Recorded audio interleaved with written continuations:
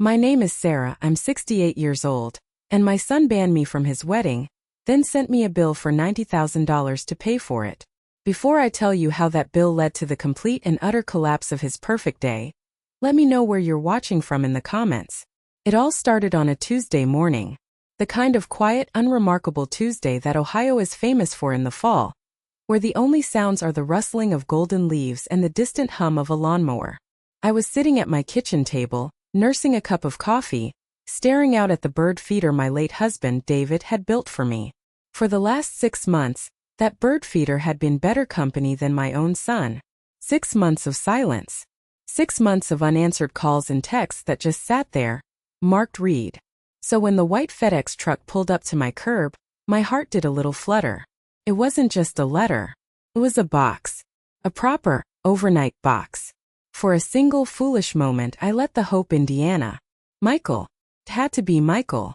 After all this time, after the fight, after the silence that had stretched and frayed the bond between us, maybe this was it.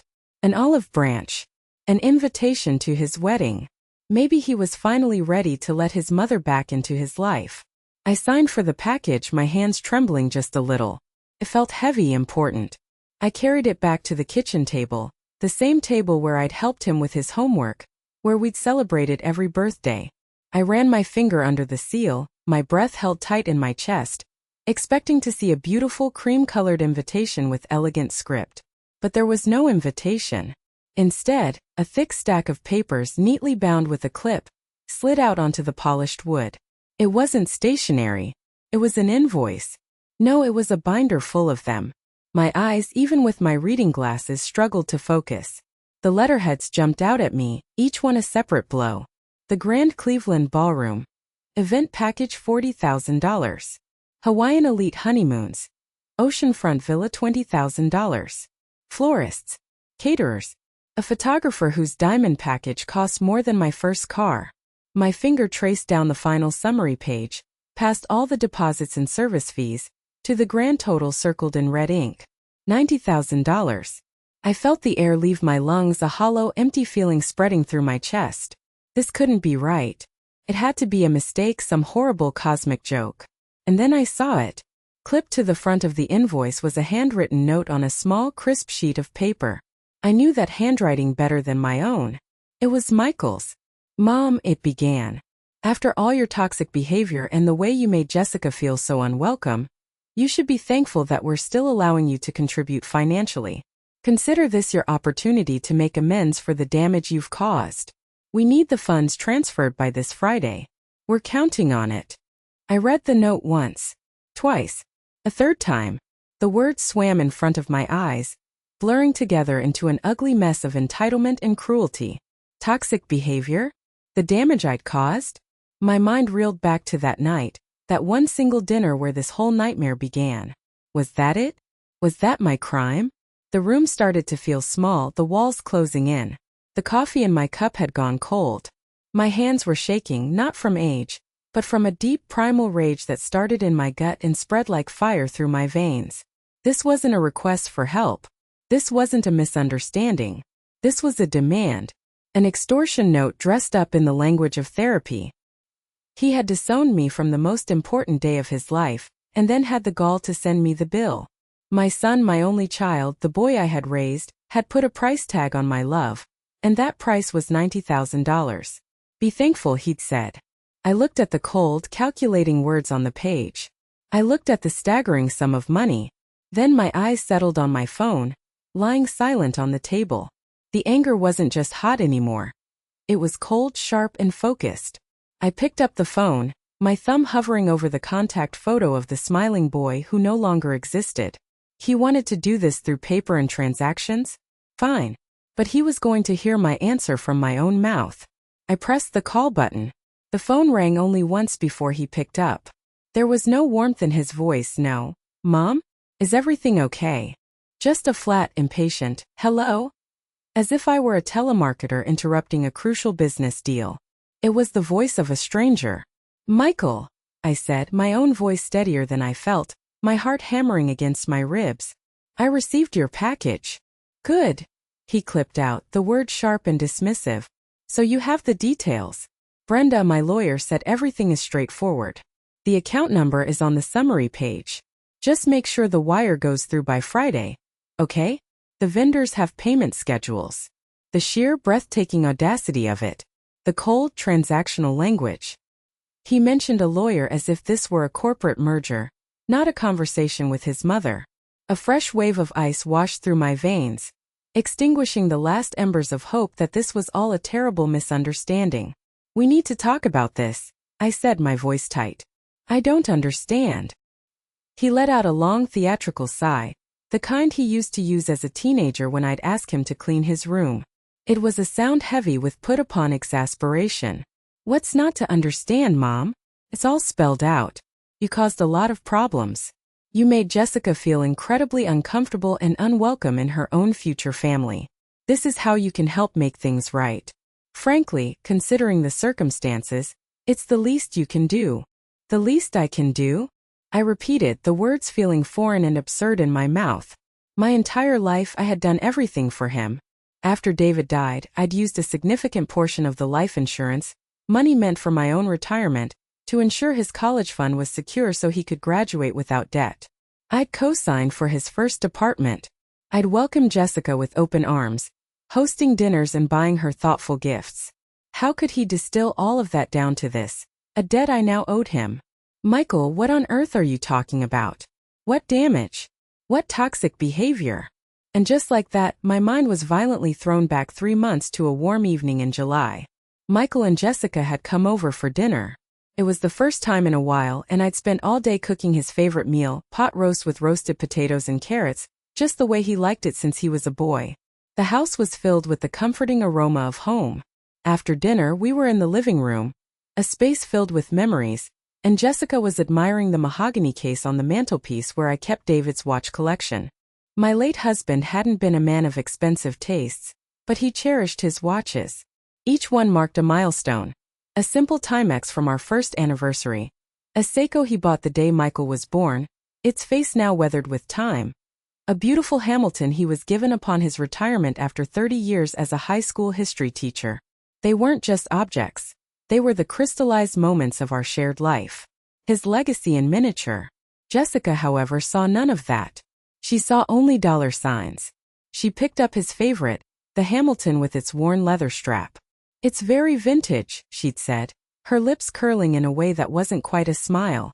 It was a dismissal. You know, when we inherit all this, I think I'll sell these off.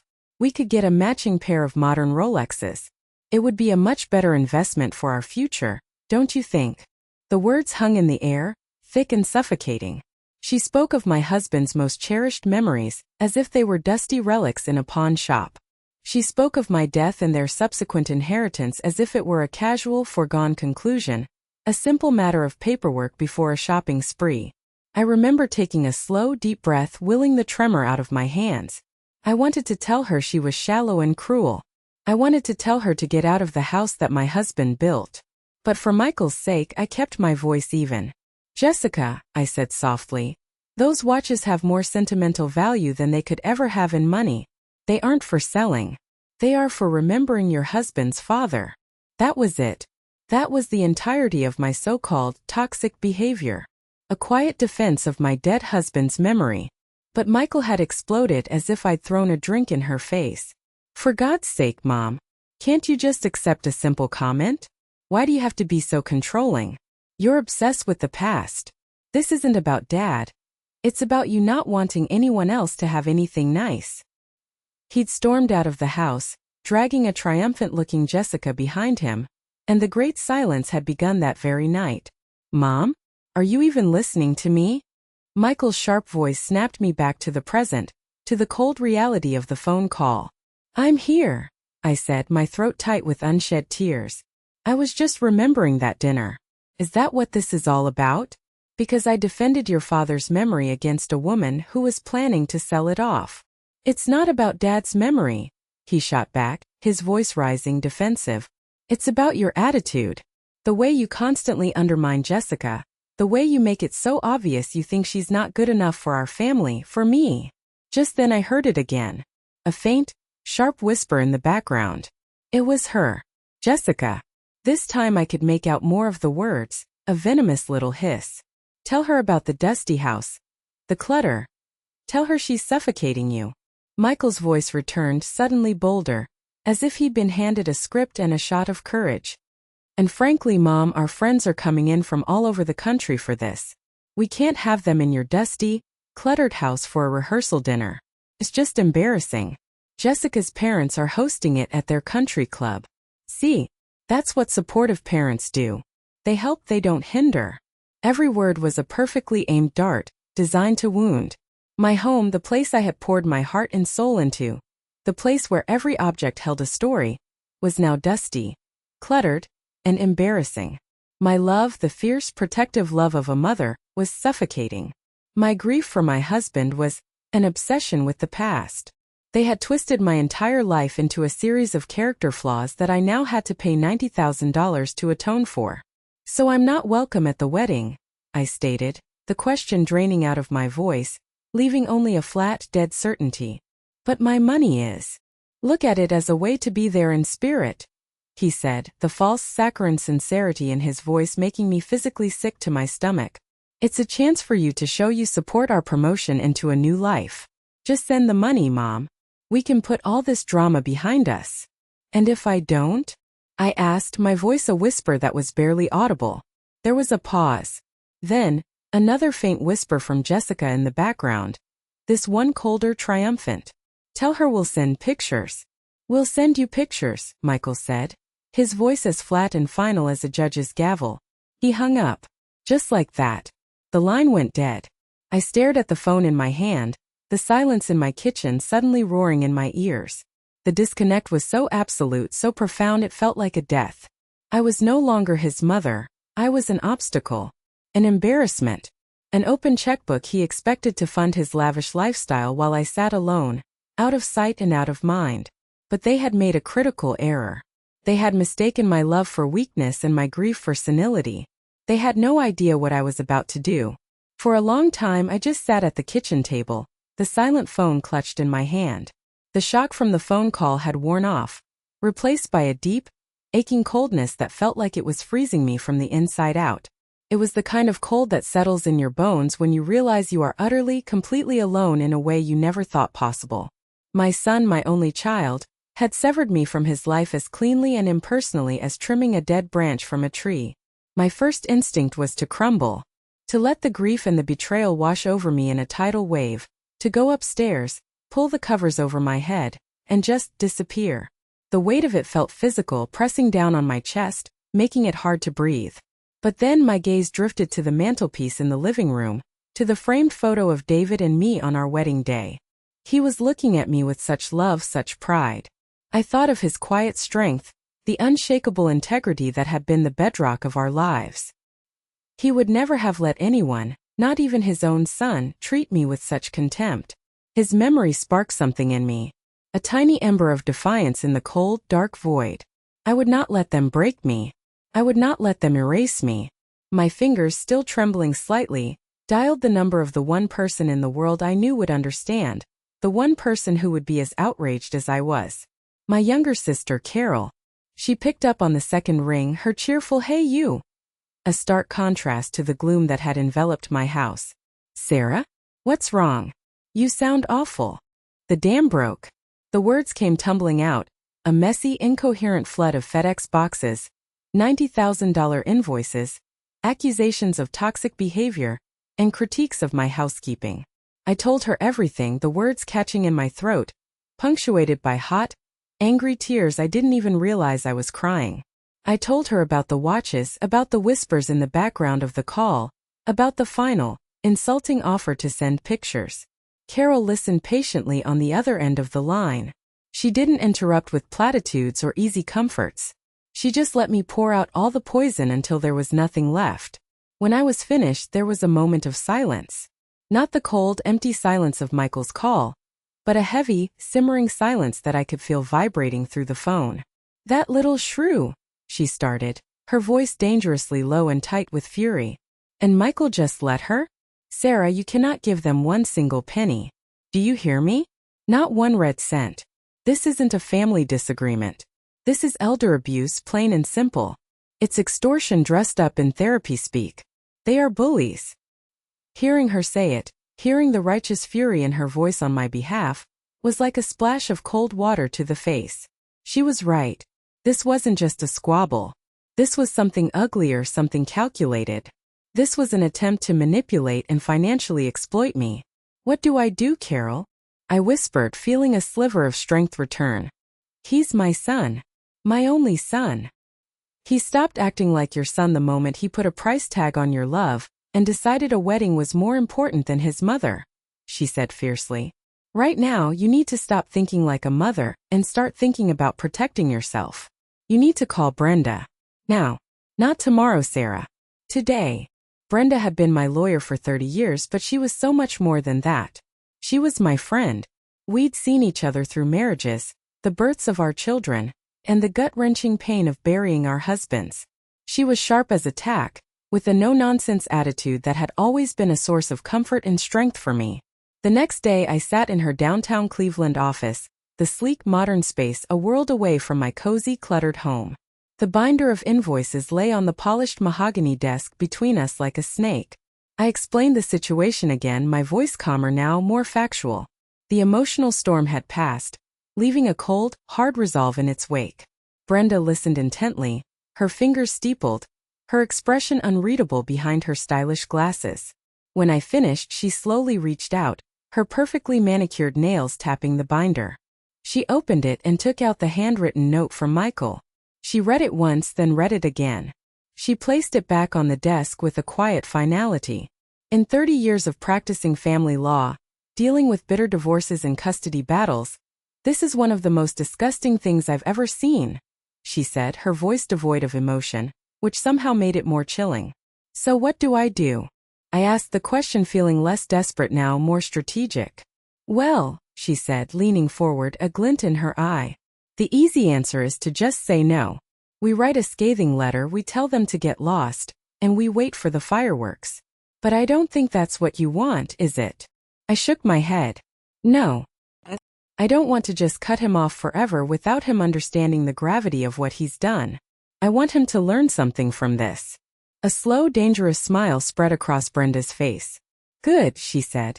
Because I have a much better idea. We're not just going to say no, Sarah. We're going to give them enough rope to hang themselves with. They've made their move on the chessboard. Now it's our turn. We need to find out just how deep this deception goes. For the next week, Brenda and I became a two-woman team of private investigators.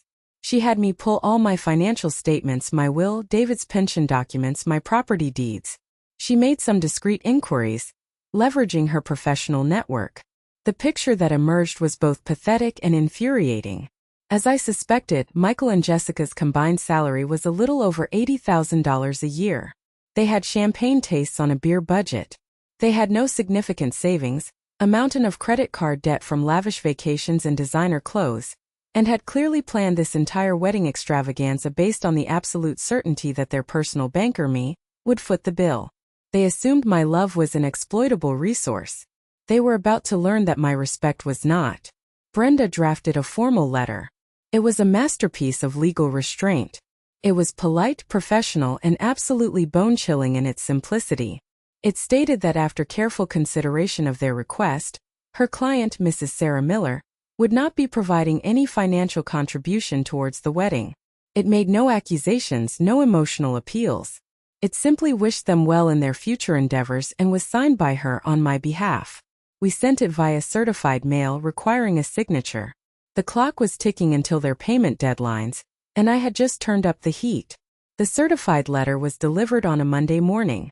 I know because I tracked the little green bar on the USPS website with a strange sense of detached fascination. Michael signed for it at 10:15 a.m. For 2 full days after that, there was nothing but a profound and unnerving silence. I imagined the scene in their overpriced apartment, the tearing open of the envelope, the initial confusion, followed by the dawning horrified realization that their foolproof plan had just spectacularly failed. I could picture the frantic phone calls, the panicked calculations, the blame being hurled back and forth like a hot potato. Then on Wednesday evening the counterattack began. It wasn't a phone call filled with rage or pleading. It was something far more insidious, more public, and infinitely more cruel. Jessica, it turned out, was a master of modern warfare. She launched a meticulously orchestrated passive-aggressive campaign on Facebook. It started subtly, a single drop of poison in the water. She posted a generic, inspirational quote image that said, "Your peace is more important than driving yourself crazy trying to understand why someone did you wrong." Above it she wrote, "So true. So needed right now. Hashtag family drama, hashtag choosing peace." A few of her friends, mostly people I didn't know, commented with sympathetic heart emojis and "hang in there, girl" messages. My sister Carol, my ever-vigilant sentinel, was the first to see it. She called me, her voice tight with suppressed fury. "You need to see this, Sarah. That little witch is trying to paint you as the villain to the whole world. And she's just getting started." Reluctantly, I pulled up my rarely used Facebook page, my hands feeling clammy. It was worse than Carol had described. The single post had been followed by another, more pointed one. Jessica had shared an article from some pop psychology website, and the headline felt like a physical slap. 10 signs you're dealing with a narcissistic mother-in-law. Above the link she had written, "Wow, this is like reading my own diary. Every single point. It's scary how accurate this is. Pray for those of us who have to set boundaries to protect our own mental health." My stomach turned to ice. This wasn't just a vague complaint. This was a diagnosis. She was publicly labeling me with a serious personality disorder. Underneath, the comments were a horrifying chorus of validation. "You're so strong for dealing with that," one woman wrote. "Don't let her ruin your special day. It's your time to shine," said another. A cousin of hers chimed in. "We saw the signs for a while. Good for you for standing up for yourself." They were building a narrative brick by brick, where I was the jealous, vindictive monster, a classic evil mother-in-law from a bad movie, and she was the brave, long-suffering victim who just wanted to marry the man she loved. My private pain, my family's deeply personal crisis, was being turned into public entertainment for her followers. The next day, it escalated further. She posted a professionally taken engagement photo of her and Michael. They were in a field of wildflowers, smiling blissfully, looking for all the world like a couple without a care. The caption was a masterpiece of saccharine manipulation, choosing to rise above all the negativity and focus on our love, which is the only thing that truly matters. No amount of manipulation or financial games will stop us from starting our wonderful life together. We are so incredibly grateful for the family that is supportive and celebrates our union. You know who you are. The capitalization of is was a direct, pointed blow, a public declaration that I was no longer considered family. Then the phone calls started, trickling in one by one. My cousin from Florida, Linda, who I hadn't spoken to in months. "Sarah, honey, is everything all right? I saw some of Jessica's posts. It sounds like things are really tense. I hope you're not giving them too hard a time about the wedding." The implication was clear. I was the aggressor. I was the problem. I was forced to give a vague, non-committal answer, not wanting to air my dirty laundry over the phone. It was humiliating, leaving me feeling trapped and silenced by my own dignity, while Jessica was free to slander me to anyone who would listen. Carol was apoplectic. She called me, practically shouting into the phone. "That is it. I'm going to comment on there right now and tell every single one of those people the truth. I'll post a picture of the $90,000 invoice and that nasty little note he wrote you." "No, Carol, don't," I pleaded, my head throbbing. "That's exactly what she wants. She's baiting us. She wants a fight. She wants me to look unhinged and angry, to prove her point that I'm toxic. If we get down in the mud with her, we all just get dirty. We have to be smarter than this. We have to stay quiet. For now." It was one of the hardest things I've ever had to do.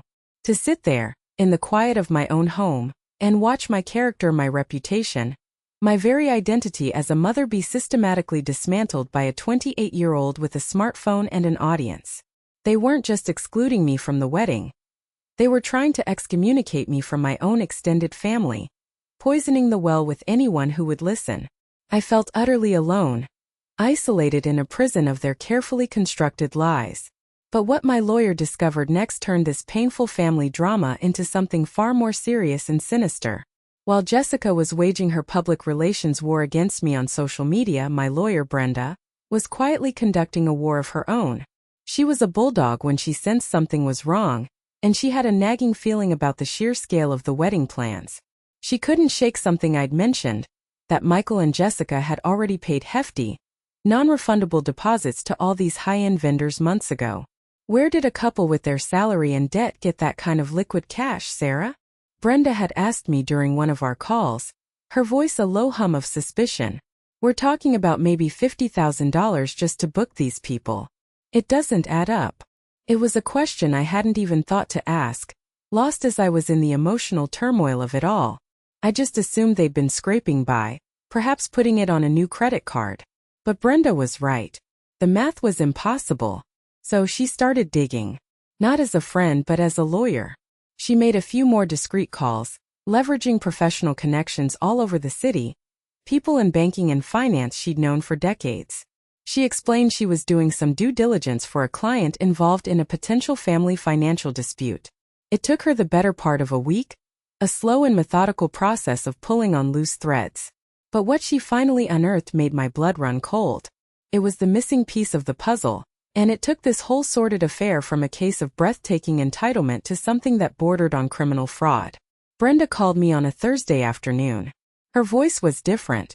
The usual brisk warmth was gone, replaced by a cold, hard edge. Sarah, can you come to my office? Now, there's something you need to see in person. The urgency in her tone sent a chill down my spine. I was at her office in 20 minutes. When I walked in, she didn't even offer me coffee.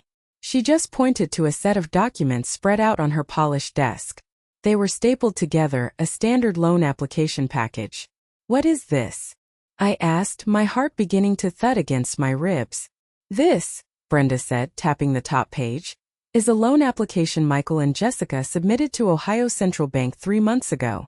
They were granted a high-interest personal loan for $50,000. This is the money they used to pay the deposits. I stared at the pages, confused. Okay, I said slowly. So they took out a loan. That's financially irresponsible, but is it illegal? Not in itself, Brenda said, her eyes fixed on me. But keep reading. Page 4. The section on financial assets. I flipped to page 4, my hands trembling slightly. The section was titled, Assets and Financial Health. There were lines for savings accounts, left blank, stocks, left blank, and car ownership. And then under a subheading for anticipated future income/inheritance, was a line item that made me gasp so sharply I felt dizzy. It was typed out in neat black ink. It read, Expected inheritance from maternal estate. Sarah Miller, mother. Primary asset. Real estate property at 123 Elm Street, Cleveland. Estimated current market value, $750,000. They had listed my home, my savings, my life, everything David and I had worked our entire lives to build. They had quantified it and listed it as collateral for their loan. They had valued my entire existence and declared it as a future asset on a bank form, as if my death was just a line item on their financial planning worksheet, a future transaction they were already counting on. The blood drained from my face. They hadn't just been hoping I'd pay. They had been actively leveraging my death to fund their fantasy wedding. Brenda, can they do that? I whispered, my voice hoarse. My home wasn't just a property. It was where I'd raised my son, where I'd grieved my husband. It was my sanctuary. Legally, it's a very dangerous gray area, she explained, her voice grim and furious on my behalf.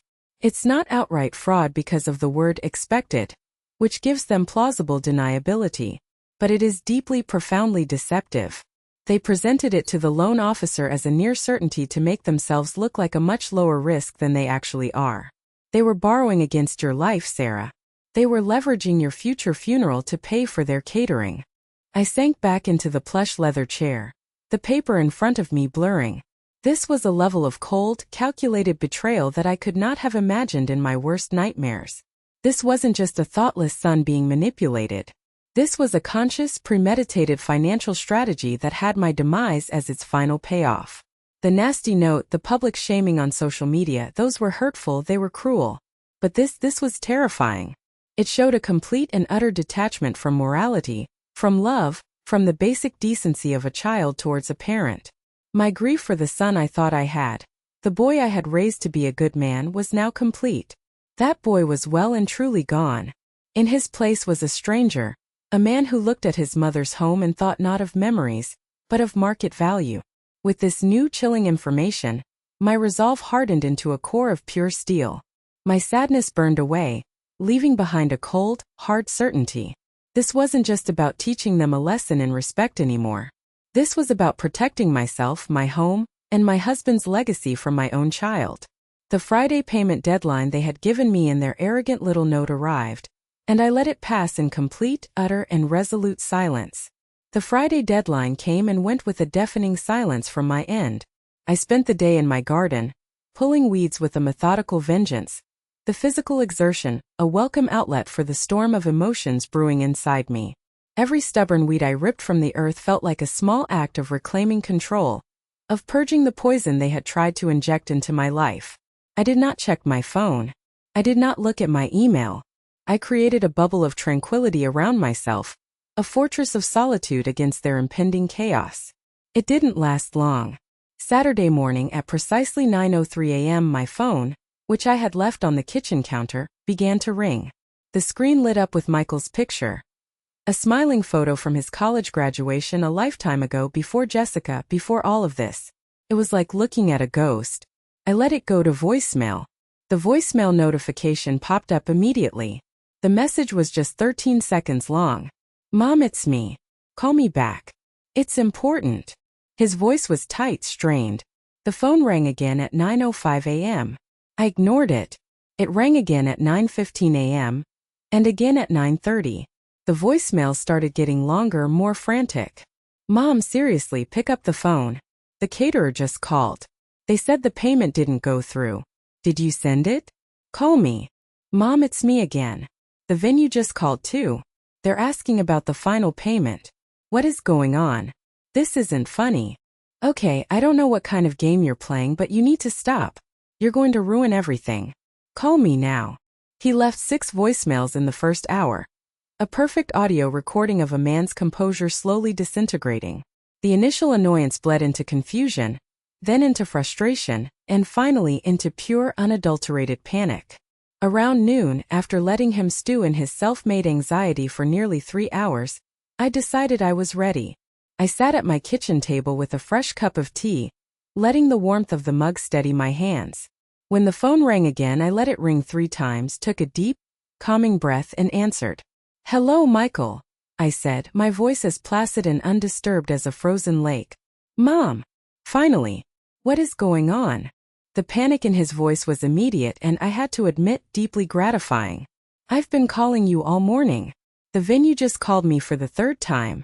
The catering manager, a woman named Susan, she said the final payment was due yesterday, and they haven't received it. She's threatening to cancel our contract and keep the entire deposit." "Yes, I imagine she would be concerned," I replied calmly, taking a sip of my tea. "Contracts usually require payment." There was a stunned silence on the other end of the line, so profound I could hear the faint buzz of the connection.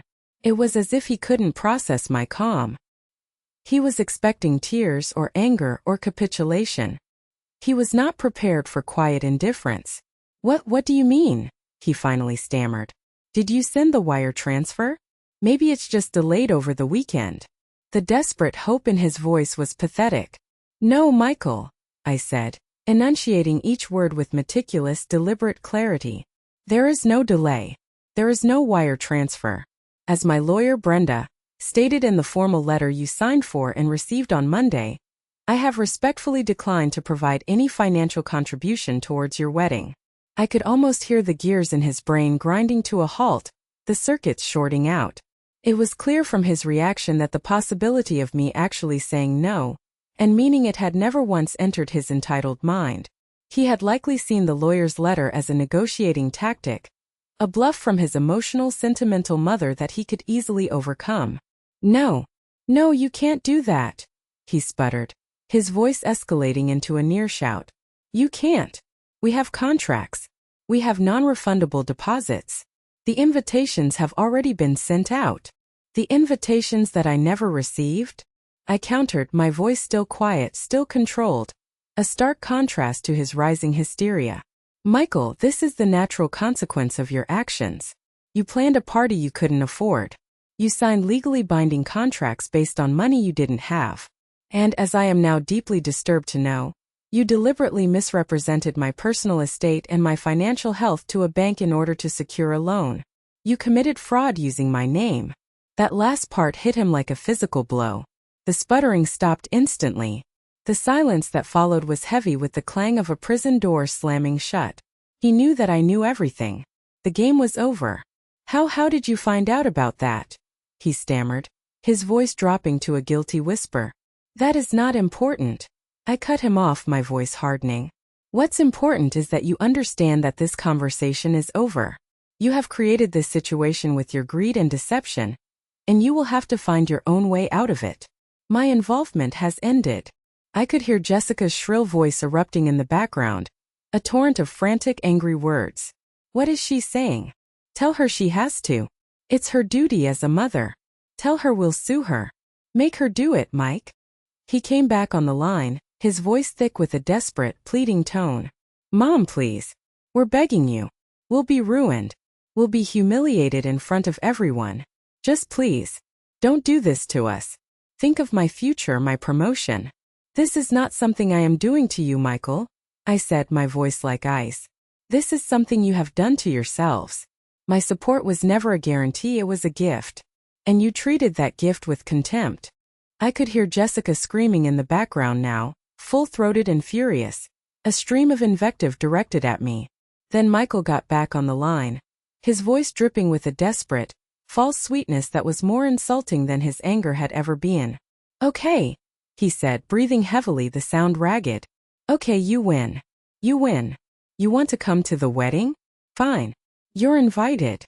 Just send the money and you can come. Please. But he had no idea what my answer would be. I almost laughed. A dry, bitter sound, completely devoid of humor, caught in my throat. After months of being stonewalled and silenced, after being publicly diagnosed as a toxic, narcissistic monster, after being deemed too embarrassing to even host a rehearsal dinner in my own home, my invitation had finally arrived. And it had a price tag. $90,000. It was the most expensive and the most worthless invitation in the history of the world.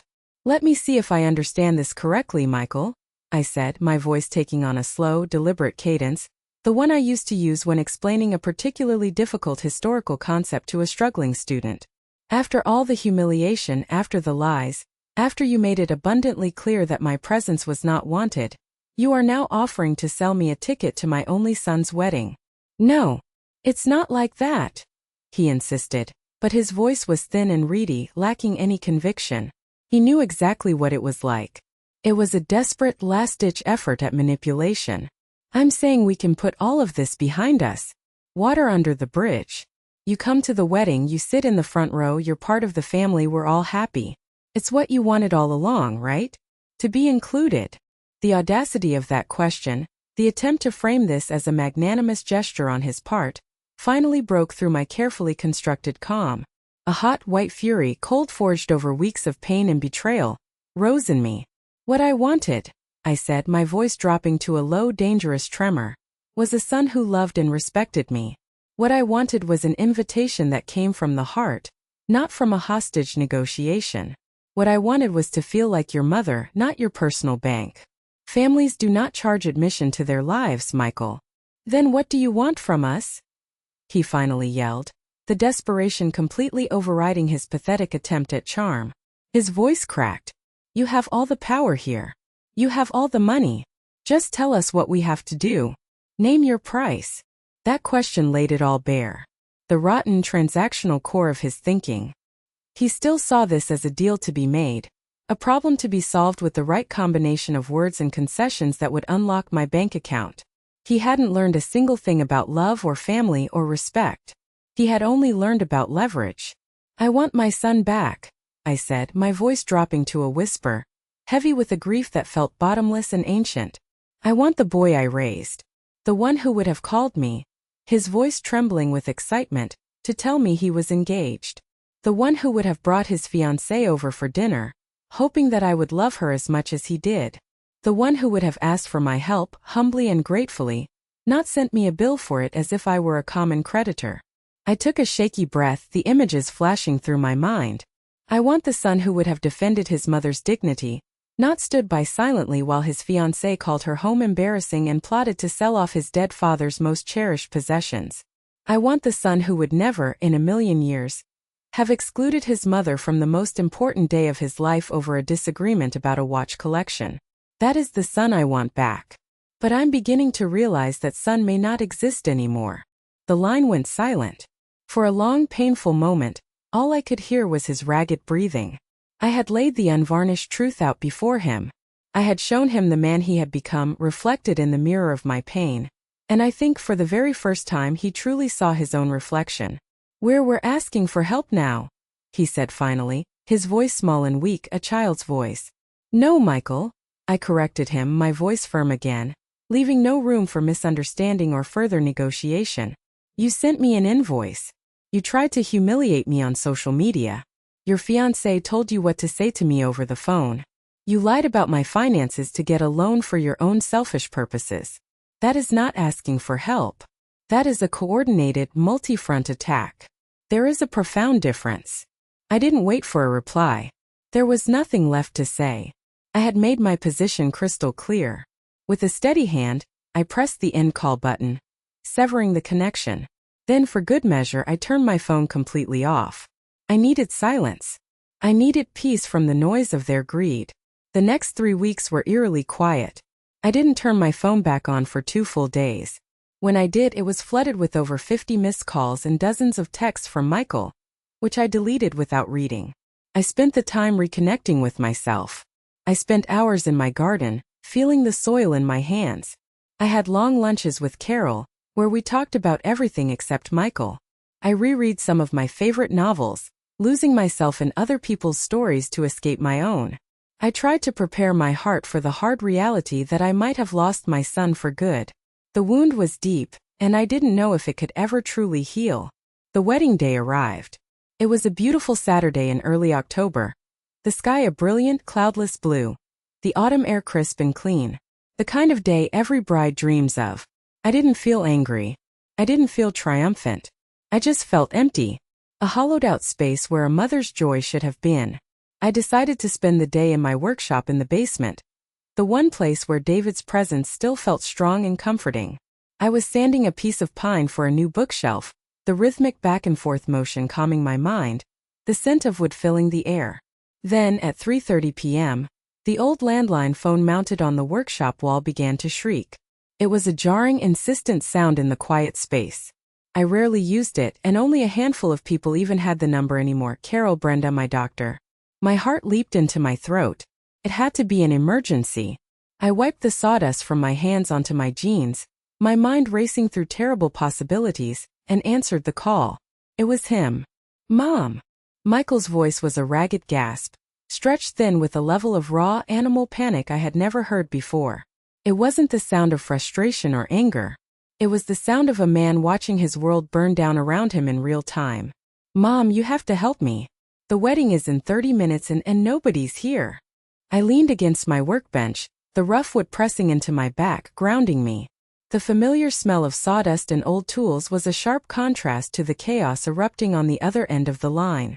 "What do you mean, nobody's here, Michael?" I asked, my voice deliberately neutral, forcing him to articulate his own failure. "I assume you have guests." "Not the guests," he cried, his voice cracking with strain. "The guests are here. They're all sitting here staring at us. It's the vendors, the caterer, the florist, the band, the photographer. They're all gone. I mean it, Mom, they are packing up their vans right now and leaving." I closed my eyes and a vivid, terrible picture bloomed in my mind's eye. The grand Cleveland ballroom, a place of refined elegance and prestige, now a scene of utter chaos and public humiliation. I could almost see the white-gloved waiters rolling away empty chafing dishes, the florist stripping the expensive, half-arranged centerpieces from the tables, the musicians from the string quartet packing their violins into their cases while confused guests in their Sunday best looked on in stunned silence. A bride's worst nightmare, playing out in agonizing detail. "Why would they do that, Michael?" I asked, my voice still quiet, still controlled, a stark counterpoint to his hysteria. They wanted payment, he yelled, his voice echoing slightly, telling me he was in a large empty room. Full payment up front in certified funds before they would set up a single thing. We told them we'd have it for them today. We thought we could stall, maybe put the balance on a few new credit cards, but they all got declined. The catering manager, Susan, she said she'd heard rumors from the other vendors that the family financing had fallen through, and she wasn't willing to risk getting stiffed on a $90,000 event. The word got out, Mom. They all talked to each other. Rumors. So the truth had trickled out. Not from me, but from the natural consequences of his own lies. The world he and Jessica had tried so desperately to construct, a glittering world built on a foundation of deception and my life savings, was imploding in the most public and spectacular way imaginable. The flowers aren't here, Mom, he said, his voice dropping to a desperate, broken plea that was almost a sob. Jessica is in her wedding dress in the bridal suite, having a full-blown panic attack because there are no flowers. Her parents are in the hallway screaming at me, calling me a liar and a failure. Our guests are arriving, and there's no food, no music, no photographer to even capture this nightmare. It's a disaster. It's a complete and utter humiliation. I could hear the background noise now, a terrible cacophony of his life falling apart. The raised, angry voice of Jessica's father, the distant sound of a woman crying, the slamming of car doors as, I presumed, some guests decided to cut their losses and leave. What do you want me to do about it, Michael? I asked, my voice still a quiet island of calm in his hurricane of chaos. His answer was immediate, reflexive, the one and only solution he had ever considered for any of his problems. The money. You have to send the money. Right now. I can get their account info, you can call them, you can pay them directly with your credit card. You can still save this. You can save our wedding. Please, Mom, I'm begging you. Save his wedding. The wedding I was banned from. The wedding he was only inviting me to if my check cleared. The wedding that was supposed to be a monument to his greed and Jessica's social climbing ambition. He wanted me to swoop in like a fairy godmother with an Amex card and magically fix the catastrophe he had engineered. A catastrophe built on the foundation of his profound disrespect for me. I looked around my quiet workshop. My husband's old, worn tools hung neatly on the pegboard, each one with a story. A half-finished birdhouse sat on the bench, a simple project I was making with my own two hands. It was a space of creation, of care, of things built slowly and deliberately with patience and love. It was everything his wedding was not. Michael, I said, and my voice was heavy with a finality that was as solid and unyielding as the old oak workbench I was leaning on. 3 weeks ago you called me toxic. You banned me from your wedding and demanded I pay for the privilege of being excluded. You lied to your vendors and told them I was footing the bill, without ever having the decency to ask me. You and your fiancé tried to humiliate me and leverage my assets for your own gain. The time for me to save your wedding was then, Michael. It could have been saved with a simple, heartfelt invitation, with a measure of respect, with a shred of love. But what do we do now? He stammered, the last vestiges of hope draining from his voice. I don't know, I said, and it was the honest truth. This is your mess. You and Jessica need to clean it up. So that's it? You're just going to let it be ruined? He asked, his voice full of a child's disbelief that the world wasn't bending to his will. Your wedding was ruined the moment you decided your mother's presence was less important than your fiancé's opinion on your father's watches, I replied, my voice softening with a deep and profound sadness. It was ruined the moment you put a price on my love. I'm not the one who ruined it, Michael.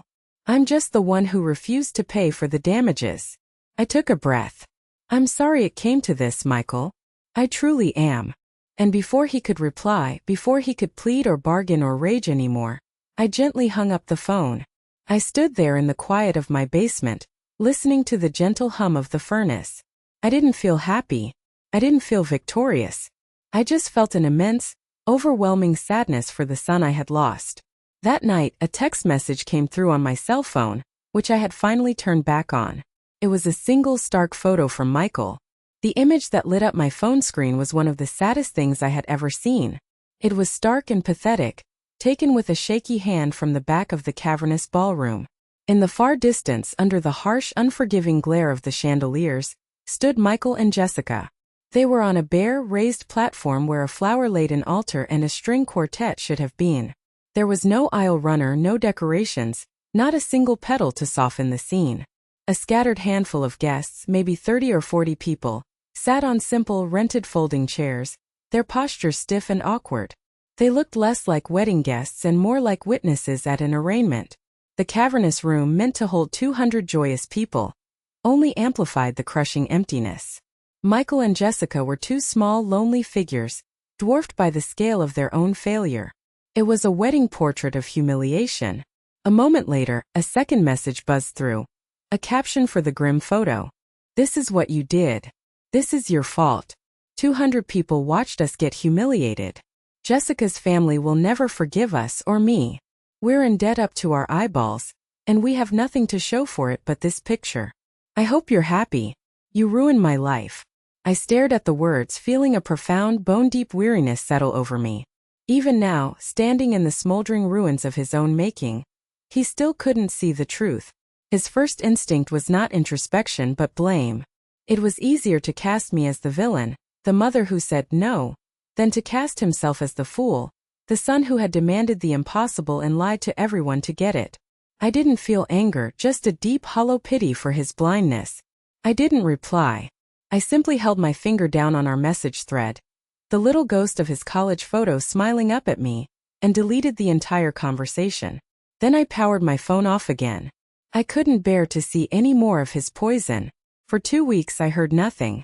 I existed in a self-imposed bubble of peace, a quiet quarantine from his toxicity. I tended my garden, I had my sister Carol over for dinner, and I tried with varying degrees of success not to think about the fallout. Carol, of course, had heard all the gory details through the unstoppable force of the family grapevine. "It was worse than you can imagine," she told me over a glass of iced tea, shaking her head in disbelief. Jessica's father apparently caused a huge scene right there in the ballroom, screaming at Michael in front of the remaining guests, calling him a liar and a broke, incompetent fool. Jessica ran out in tears. Most of the guests left right after the 10-minute ceremony. There was no reception, no food, no cake cutting. They just went home. It's the talk of the entire community. I felt a pang of something in my chest, but it wasn't satisfaction. It was just a deep, lingering sorrow. This was the legacy of my son's wedding. Not joy and cherished memories, but debt, public humiliation, and a family feud that had become local gossip. Then one Thursday evening, about 2 weeks after the wedding, there was a knock at my front door. It wasn't a loud, insistent knock, but a soft, hesitant one, almost apologetic. I wasn't expecting anyone. My heart gave a little lurch. I walked to the door and peered through the peephole. My breath caught in my chest. It was Michael. He stood on my porch, silhouetted against the warm glow of the streetlights. He looked diminished. That was the only word for it. He was thinner than I'd seen him in years, his usually sharp suit replaced by a rumpled shirt and jeans that hung loosely on his frame. There were dark, bruised-looking circles under his eyes that spoke of countless sleepless nights. He looked older than his 29 years. He looked defeated. He looked broken. We stood there for a long moment, separated only by the thickness of the wooden door. He didn't knock again. He just stood there, his hands shoved in his pockets, staring at my welcome mat as if he was trying to find the courage to speak, or perhaps to turn and walk away. Seeing him standing there so broken and alone, a powerful primal part of me, the mother in me, just wanted to throw the door open, pull him into a hug, and tell him everything would be okay. But I knew with a certainty that chilled me that would be the worst thing I could do. He didn't need a savior. He didn't need to be rescued from the consequences of his actions one more time. He needed to face the truth. And after everything that had happened, I was going to make sure he did. Finally, he spoke. His voice so quiet it was almost carried away by the autumn breeze. It was hoarse and cracked. "Can we talk?" I looked at my son, this stranger on my doorstep who wore my son's face. I saw the pain, the exhaustion, and for the very first time, a flicker of something that might have been remorse, not just self-pity. I took a deep breath, turned the deadbolt, and opened the door. The confrontation I had been waiting for, the one I had been dreading, was finally here. He walked into the living room and sank onto the sofa with a weary sigh. It was the same sofa where he used to curl up and watch cartoons on Saturday mornings, his small body tucked against my side. Now he seemed to shrink into its cushions, a grown man made small by the weight of his own failures. He didn't look at me. He just stared at the blank, dark television screen, his hands clasped between his knees, his shoulders slumped in a posture of utter defeat. I sat down in the armchair opposite him, the one David always used to sit in. It felt right somehow to occupy that space of quiet strength. I waited. The silence in the room stretched, thick and heavy, filled only by the rhythmic, unforgiving ticking of the grandfather clock in the hall. Each tick felt like a second of his life, of our relationship being measured and judged. He started, his voice still low, still clinging to the last ragged shreds of his self-righteous narrative. It was a pathetic opening salvo in a war he had already lost. "You could have prevented all of this," he mumbled, his gaze fixed on the floral pattern of the carpet. "One wire transfer. That's all it would have taken to avoid this entire mess." I took a slow, deliberate breath, forcing the hot flare of anger back down. I would not let him bait me. I would not let this devolve into a shouting match. He needed to hear this with absolute soul-shaking clarity. "No, Michael," I said, my voice soft but as unyielding as granite. "I could have enabled all of this. There is a profound, fundamental difference. What happened at your wedding was not my fault. It was not a mess I created. It was a consequence. It was the natural, inevitable, and frankly deserved result of a series of choices that you made." He flinched as if I'd slapped him, but he still didn't look up.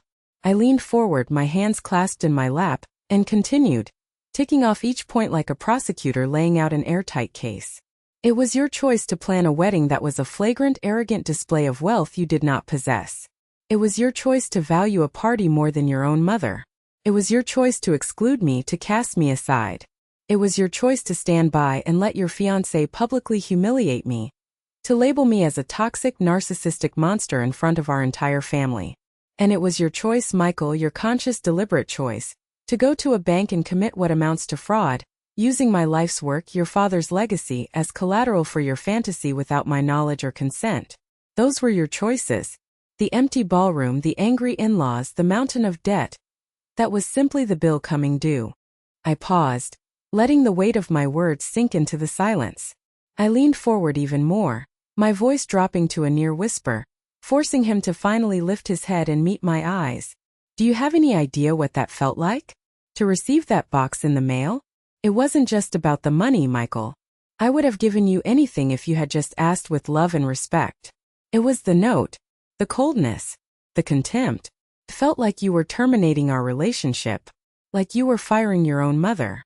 You made me feel like my entire life's purpose, raising you, was a failure, and that my only remaining value to you was the number at the bottom of my savings account statement."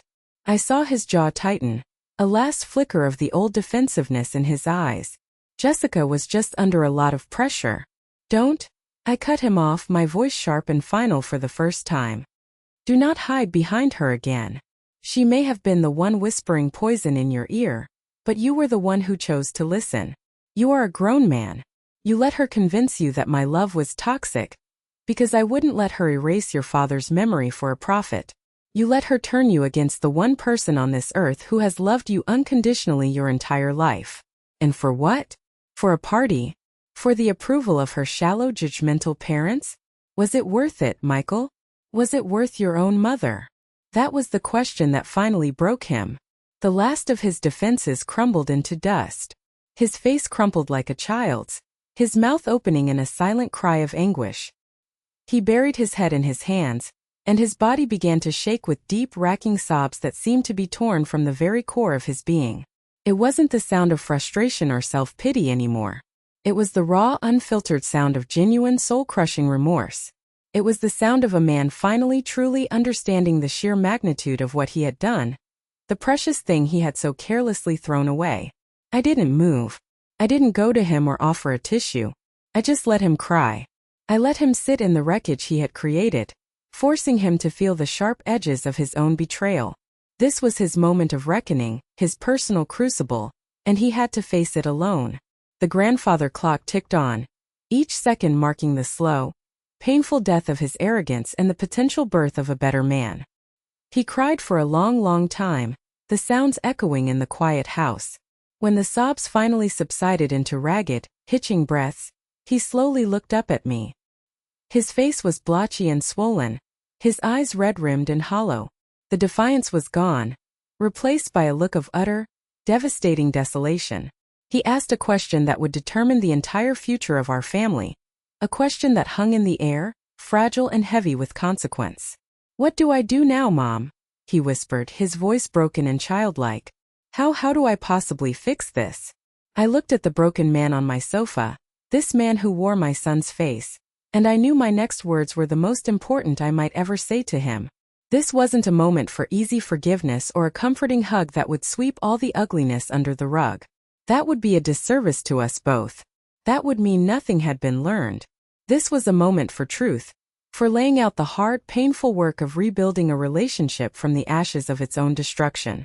"There is no quick fix for this, Michael," I said, my voice gentle but firm, without a trace of pity.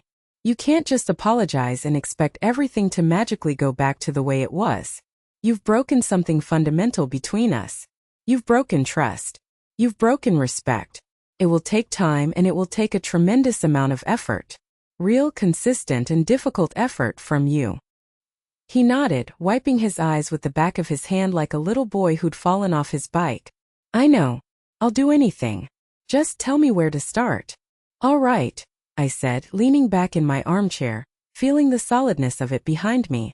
"First, you will take complete and total responsibility for the financial chaos you've created. That means you and Jessica, or just you, if it comes to that, will figure out how to pay back every single vendor you wronged and every dollar of that fraudulent loan you took out. You will not ask me for money. You will not ask your Aunt Carol for money. You will not declare bankruptcy to escape it. You will not look for shortcuts. You will work and you will pay it back no matter how long it takes. This debt is yours. You will carry it until it is gone." He swallowed hard, the reality of that long, difficult road settling on him. But he nodded again, his eyes meeting mine for the first time with a flicker of resolve. "Okay, I will. Second," I continued, my voice steady, "you will apologize. And I don't mean a quick, mumbled "I'm sorry" over the phone. You will go to your Aunt Carol's house, look her in the eye, and you will apologize for the years of neglect and for the disrespect you showed her sister. You will then call every single relative and family friend who saw Jessica's poisonous posts on social media, and you will tell them the unvarnished truth, that you behaved horribly, that you were manipulative and greedy, and that I did absolutely nothing to deserve the public character assassination you both orchestrated. You will be as public with your apology as you were with your accusations. You will undo the damage you did to my reputation." This was harder for him. I could see it in the way he flinched, the way his gaze dropped back to the floor. The public humiliation of admitting his own failure was a steep, bitter price to pay for his pride. But after a long moment, he nodded. "I will," he whispered. "I'll make a list. And third," I said, my voice softening just a bit because this was the most important part, "you have to figure out who you are, Michael. Who you want to be when you look in the mirror. Are you the man who lets others dictate his actions and his morality? Are you the man who throws his own mother under the bus to impress his in-laws? Or are you the man your father and I raised you to be?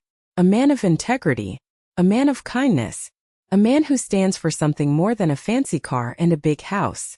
That is a journey you have to take on your own, and it will be the hardest work of all." I paused, then asked the question that had been lingering in the air like a ghost. "And where is Jessica in all of this? Is she ready to do this work with you?" He stared at his hands, a bitter, humorless smile touching his lips for a second. "She's at her parents' house," he said quietly. She blames me. For not handling you. For not being man enough to get the money from you. She said I ruined her dream, her one perfect day. Her parents are pushing for a divorce, or an annulment. They say the marriage is a sham based on financial incompetence and misrepresentation. The irony was so thick it was almost laughable. The very people he had tried so desperately to impress with a fantasy of wealth were now discarding him because the fantasy had failed. "We haven't spoken in a week," he admitted, his voice thick with a strange mixture of sadness and what sounded like relief. I think it's over. I didn't offer any advice about his marriage. That was his cross to bear, another consequence of his choices. So, I said, bringing it back to the matter at hand, those are the terms. It's a long, hard road, Michael, and I can't promise that at the end of it we'll ever be exactly what we were. But it's the only road back to each other. He sat there for a long time, absorbing the crushing weight of it all. The financial ruin, the public apologies, the collapse of his marriage, the monumental task of earning back my trust. It was a burden that would have broken a weaker man. He left my house that night looking like a man with the weight of the entire world on his shoulders, but for the first time in a very long time, he also had a flicker of quiet determination in his eyes. He wasn't blaming anyone else.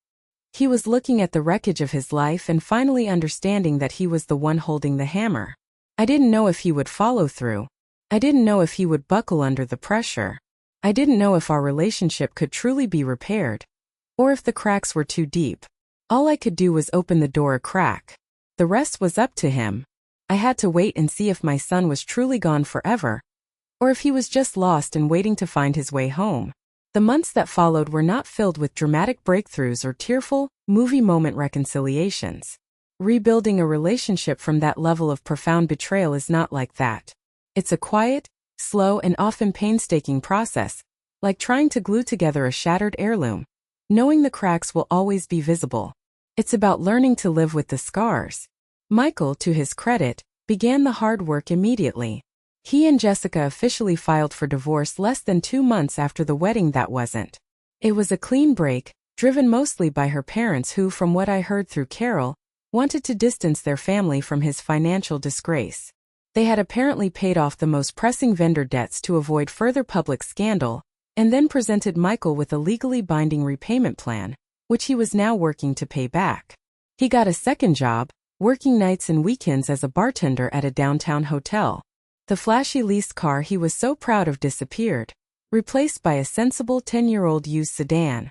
He moved out of the trendy apartment he'd shared with Jessica, and into a small one-bedroom place across town that he could actually afford. He was, for the first time in his adult life, living entirely within his own means, and the humility it taught him was palpable. True to his promise, he made the calls. The first and hardest one was to Carol. She told me later that he cried through most of it, apologizing over and over for his years of neglect, for his disrespect, for everything she had seen him become. He told her he was ashamed and that he would work to earn back her trust. She, in her own gruff but loving way, told him, "Actions, Michael, not words." And she accepted his apology. Then came the other calls, the ones I knew were gut-wrenching for his pride. He called our cousins in Florida, my old friends he'd grown up calling Auntie, and he explained without excuses what he had done. He told them that the narrative Jessica had spun was a lie, and that the fault for the entire debacle was his and his alone. It was his own personal tour of humility, and with each painful admission, he seemed to shed another layer of the arrogant, entitled stranger he had become. He started coming over for dinner on Sundays. At first it was awkward and strained. We made stilted small talk about the weather, his 2 jobs, my garden. We circled the massive, wounded elephant in the room, both of us afraid to touch it for fear it would rampage through the fragile peace we were building. But slowly, carefully we began to talk. Really talk. He told me about the constant, subtle pressure he felt from Jessica's family, the feeling of being the poor relation, because he didn't come from their world of country clubs and inherited wealth. He admitted that he saw my money, the inheritance he felt was his due, as a shortcut to their approval, a way to prove he belonged in their world. It wasn't an excuse and he knew it, but it was an explanation. It was the first time he had been truly vulnerable with me in years, admitting his own weakness and insecurity. I, in turn, told him about the profound, crushing loneliness I'd felt after his father died, and how his emotional and physical distance in the years since had felt like a second, deeper abandonment. We laid our wounds on the table between us, and in that shared, painful honesty, something finally began to heal. About a year after the disastrous wedding day, he came over for our usual Sunday dinner. He seemed different, calmer, more centered. After we had cleared the plates, he turned to me in the quiet of the kitchen, his eyes clear and direct in a way I hadn't seen since he was a boy. "Mom," he said, his voice steady and strong. I know I've said it before, and I know actions are what matter.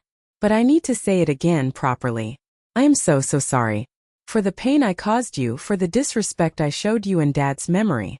I was a weak man, a boy trying to play a man's game, and I let greed and insecurity turn me into a monster.